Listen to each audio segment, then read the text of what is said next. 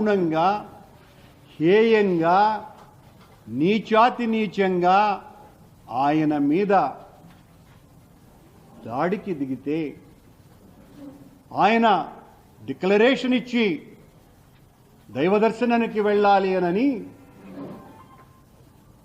Pseudo భగవంతుని పట్ల అంతంత మాత్రమే నమ్మకం ఉన్నటువంటి సూడో మనుషులు జగన్మోహన్ రెడ్డి గారిని కట్టడి చేయాలని మాట్లాడుతున్నారు. హిందుత్వం ఏం చెప్తుంది? భగవంతుని పట్ల భక్తితో ఎవ్వరు వచ్చినా, ప్రపంచవ్యాప్తంగా ఉన్నటువంటి గుళ్లకు ఎవ్వరు వచ్చినా సాదర స్వాగతం పలుకుతుంది భారతీయ సనాతన ధర్మం. ఆ ధర్మానికి విరుద్ధంగా ప్రవర్తించటమే కాకుండా